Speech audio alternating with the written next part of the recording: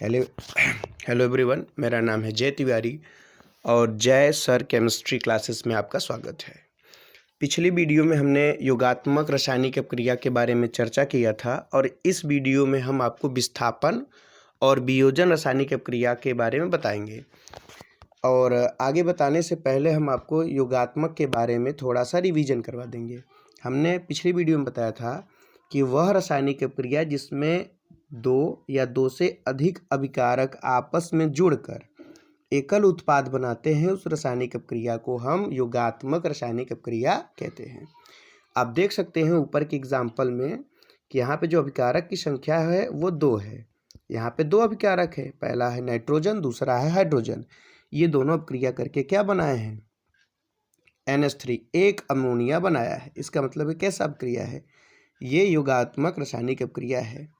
और अब हम इसके आगे आपको वियोजन और विस्थापन के बारे में बताएंगे। देखिए, वियोजन रासायनिक अपक्रिया क्या होती है? वह रासायनिक अपक्रिया, ये देखिए योगात्मक का जस्ट उल्टा होता है। आप योगात्मक में देखेंगे तो यहाँ पे अभिकारकों की संख्या होती है 2 और ये जुड़ करके सिंगल प्रोडक्ट बनाते हैं, एकल उत्पाद बनाते हैं। विस्थापन जो रहता है वियोजन जो रहता है, इसका जस्ट उल्टा होता है। वियोजन में क्या रहता है कि यहाँ पे अभिकारक की संख्या 1 रहती है जो टूट करके या वियोजित होकर के 2 या 2 से अधिक उत्पादों में बट जाती है। तो आप कह सकते हैं वह रासायनिक अपक्रिया जिसमें एकल अभिकारक टूट करके 2 या 2 से अधिक उत्पाद बनाते हैं, उस रासायनिक अपक्रिया को हम वियोजन रासायनिक अपक्रिया कहते हैं। एग्जाम्पल पे देखिए, यहाँ पर है आपका NaCl जो टूट करके सोडियम आयन और क्लोरीन आयन में कन्वर्ट हो गया है। और एक दूसरा एग्जाम्पल है NH3 का। यहाँ पे जो NH3 है ये टूट करके N2+H2 में चेंज हो गया है। अब एक में प्लस माइनस है, एक में प्लस माइनस नहीं है। इसका कारण है कि एक जो है वो आयनिक कंपाउंड है और एक जो है वो कोवेलेंट कंपाउंड है। अब इसके बारे में हम बॉन्ड्स क्या होते हैं वो आपको नेक्स्ट वीडियो में बताएंगे। तो ये आपको समझ में आया कि भाई वह रासायनिक अपक्रिया जिसमें एकल अभिकारक टूट करके 2 या 2 से अधिक उत्पाद बनाते हैं, उसे हम वियोजन रासायनिक अपक्रिया कहते हैं। नेक्स्ट है आपका विस्थापन रासायनिक अपक्रिया। देखिए, जो विस्थापन रासायनिक अपक्रिया होती है इसमें जगह बदलता है। क्या बदलता है? जगह बदलता है। और ये स्पेशली जो रहता है 2 प्रकार का होता है। पहला होता है एकल विस्थापन या सिंगल डिस्प्लेसमेंट रिएक्शन।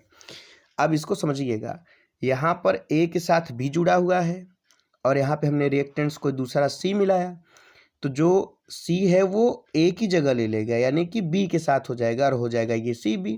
और जो A B के साथ है वो C के जगह पे हो जाएगा। माने जहाँ पे देखेंगे तो C अकेला है तो यहाँ पे C क्या हो जाएगा? और A जो रहे C अकेला है, यहाँ पर A अकेला हो जाएगा, माने जगह बदल जाएगा। अब एकल विस्थापन में क्या होता है कि वह रासायनिक तत्व जिसकी अपक्रियाशीलता अधिक होती है वो कम अपक्रियाशीलता को उसकी जगह से हटा देता है। एग्जाम्पल आप देखिएगा, यहाँ पे सोडियम है। सोडियम की जो अपक्रियाशीलता होती है, पोटेशियम है। पोटेशियम की जो अपक्रियाशीलता होती है वो सोडियम से कहीं ज़्यादा होती है, जिसके कारण जो सोडियम होता है वो पोटेशियम के द्वारा क्या होता है? प्रतिस्थापित होता है। या आप कह सकते हैं कि जो पोटेशियम है वो सोडियम की जगह ले लेता है। तो इसका मतलब है कि यहाँ कि जब Na के साथ Cl है तो जब पोटेशियम उसकी जगह ले लेगा तो पोटेशियम के साथ Cl हो जाएगा, बन जाएगा पोटेशियम क्लोराइड, और जो सोडियम रहेगा वो निकल जाएगा। दूसरे एग्जाम्पल में आप देखेंगे, यहाँ पे है कैल्शियम क्लोराइड। जब कैल्शियम क्लोराइड में आप सोडियम मिलाते हैं तो सोडियम अत्यधिक क्रियाशील है, जिसके कारण जो सोडियम होगा वो कैल्शियम का जगह ले लेगा और यहाँ बन जाएगा आपका सोडियम क्लोराइड प्लस कैल्शियम। अब नेक्स्ट आपका आता है द्विविस्थापन। द्विविस्थापन में जो रहते हैं वो आयन जो रहते हैं वो चेंज हो जाते हैं। आयन चेंज हो जाएगा। एग्जाम्पल के तौर पर यहाँ पे देखिए, A के साथ B है, A के साथ क्या है? B है, और हमने CD मिलाया तो जो A है वो D के साथ जुड़ जाएगा। A किसके साथ जुड़ जाएगा? D के साथ, और बन जाएगा AD।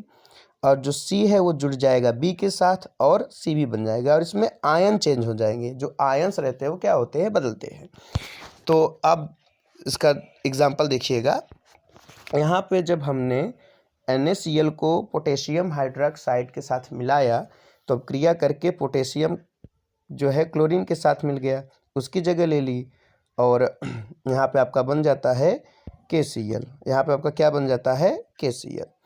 और अगर हम Na, इसको आप इसके साथ जोड़ दीजिए, हो गया NaOH, और K को आप जोड़ दीजिए Cl के साथ, बन गया आपका KCl।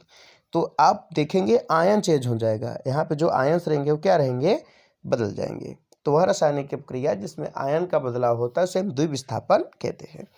एक चीज़ आपको समझना होगा कि जब भी कोई भी वियोजन रासायनिक प्रक्रिया होती है, या फिर वियोजन की ही बात करेंगे, विस्थापन की नहीं, जब भी कोई वियोजन रासायनिक प्रक्रिया होती है तो उसमें हमेशा, जब भी कोई वियोजन अपक्रिया होती है तो वियोजन अपक्रिया बिना किसी कारण का नहीं होती, उसमें कुछ न कुछ कारक होते हैं।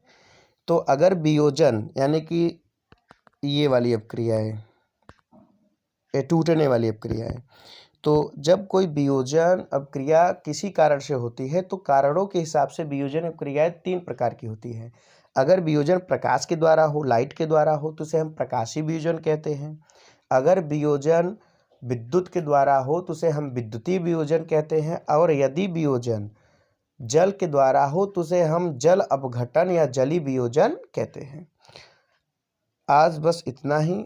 अगले वीडियो में हम आपको और भी रिएक्शंस के बारे में बात करेंगे।